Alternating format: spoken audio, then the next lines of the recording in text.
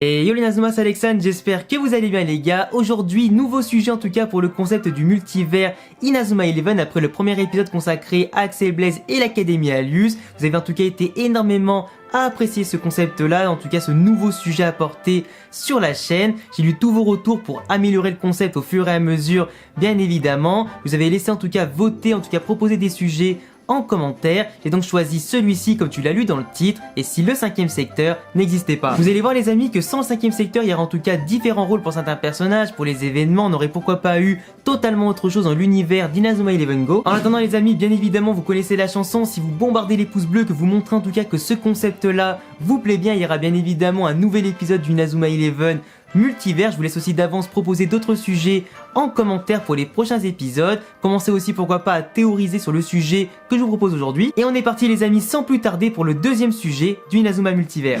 Si le cinquième secteur n'existait pas, beaucoup de choses auraient pu être modifiées dans notre histoire. La première chose assez évidente auquel tout le monde a forcément pensé en découvrant ce sujet, c'est que le football serait totalement libre depuis le début, sans tricherie ni match arrangé. On peut donc penser dès le départ que l'enjeu principal d'Inazuma Eleven Go et de Raymond, qui est donc de protéger le vrai football, ne serait plus du tout le même dans cet univers sans le cinquième secteur. Le cinquième secteur justement a été créé par Senguji Daigo, un homme qui dans son passé n'avait pas de quoi s'acheter un ballon et qui devait en voler un au quotidien pour y jouer comme les autres. Malheureusement pour lui, il a été puni pour son vol en étant emprisonné pendant plusieurs années. Le football lui a indirectement tout pris et il est clair que ses regrets de ne pas avoir pu jouer au football dans sa jeunesse ont impacté sa psychologie et ses idéaux. Pour que le cinquième secteur n'existe pas dans notre monde, il faut une timeline où Senguji Daigo puisse jouer au football dès son enfance et ne soit pas emprisonné pour son vol de ballon. Tout ceci afin d'être heureux et pourquoi pas devenir un jour un grand joueur reconnu. Avec le temps et avec ses idéaux qui se seraient développés d'une autre façon, il aurait très bien pu développer à l'inverse une organisation qui favorise le football et le rende accessible aux plus pauvres et plus démunis, un petit peu comme dans Orion. En tout cas par rapport à la première timeline des saisons 1, 2 et 3 que nous connaissons déjà avec Mark Evans et ses amis, cela aurait pu être un développement logique et intéressant à voir. Sans le cinquième secteur, il est clair que les résultats de certains matchs seraient bien différents et que beaucoup d'équipes auraient été mieux placées suivant les années. Les joueurs seraient heureux de jouer, bien plus motivés et passionnés qu'avant. Que ce soit le culte de la victoire ou de la défaite, chacun apprendrait de ses réussites et de ses échecs avec les véritables valeurs du sport.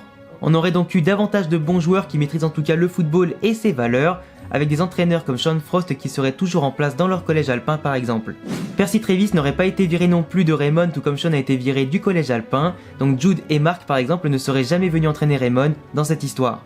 Sans cinquième secteur, il n'y aurait pas eu d'impériaux infiltrés dans les différentes équipes et donc pas autant de joueurs avec des esprits guerriers en premier lieu, avant que bien évidemment chacun n'arrive à éveiller le sien petit à petit avec l'entraînement. Même si dans l'animé Inazuma Eleven Go, les impériaux du cinquième secteur n'ont pas tous des esprits contrairement aux jeux vidéo Inazuma Eleven Go, ils seraient surtout moins forts dans l'ensemble et moins rapides sans leur entraînement au sanctuaire.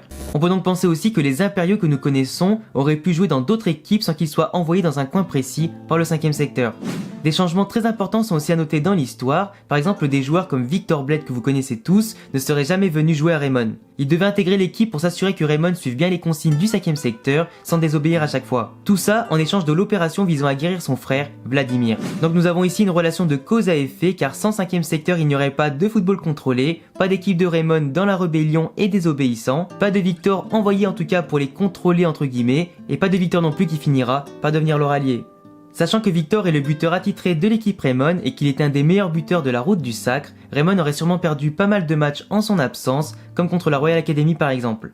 Sans Victor, il y aurait moins de puissance, moins de technique, moins de tactique, moins de combinaisons, et Raymond ne serait pas allé au bout du tournoi de la route du sacre, laissant ainsi notre équipe remporter le tournoi dans les vraies règles du football. Avec un football de qualité donnant envie à tout le monde de jouer au football sans aucun problème de rébellion ou d'obéissance envers le cinquième secteur, aucun joueur ne déserterait son équipe et aucune équipe ne serait dissoute dans le pays, que ce soit de force ou à cause des joueurs qui partent. Les joueurs comme Arion et JP par exemple auraient pu commencer à jouer en équipe réserve dans un premier temps avant de gagner leur place petit à petit en équipe première pour participer ensuite à la route du sacre. La concurrence était censée être forte dans l'équipe de Raymond, mais l'abandon mental et physique des joueurs de Raymond au début de Go a forcément facilité l'intégration des deux jeunes motivés comme Arion et JP. On aurait pu avoir un bout d'histoire en plus assez intéressant afin de suivre leur progression à tous les deux dans le club de Raymond, réputé quand même pour être légendaire et souvent champion.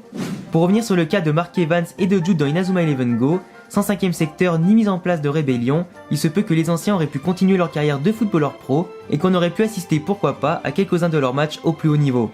Alex Zabel, qui est donc Axel Blaze, aurait pu continuer le football également de son côté, au lieu d'infiltrer le 5ème secteur comme vous le savez tous. En tout cas, sans l'organisation du 5ème secteur, il n'y aurait eu aucune raison de revoir certains anciens personnages, sauf s'ils voulaient bien évidemment devenir par eux-mêmes des entraîneurs, comme Sean Frost ou Byron Love par exemple. Beaucoup de conséquences sur le scénario, nos anciens héros et les nouveaux, le déroulement des matchs et sur l'émergence ou la disparition de certains joueurs. Et voilà les gars, c'est tout pour cette vidéo, j'espère en tout cas qu'elle vous a plu, qu'elle vous aura pourquoi pas permis d'avoir une nouvelle vision d'Inazuma Eleven, celle qu'on n'a pas forcément eu dans la série, qu'on a pu en tout cas développer certaines choses, avoir en tout cas différents angles de développement pour les personnages et les événements. Je vous laisserai comme d'habitude me donner en tout cas toutes vos théories et vos avis sur ma vidéo, sur le sujet en question dans les commentaires. Je lirai en tout cas tous vos avis, qu'ils soient positifs ou négatifs, pour m'améliorer, pourquoi pas proposer d'autres sujets à l'avenir. Je vous laisse également exploser la barre des pouces bleus pour me montrer en tout cas que vous êtes hyper hypé par ce concept là, que vous me soutenez toujours sur mes idées. Abonnez-vous et cochez la cloche bien sûr pour ne pas rater les notifications des prochaines vidéos. Et je vous laisse bien sûr me rejoindre sur tous les réseaux comme Instagram et Twitter, à tous les liens qui s'affichent ici ou en description. A bientôt les gars, prochaine vidéo, ciao.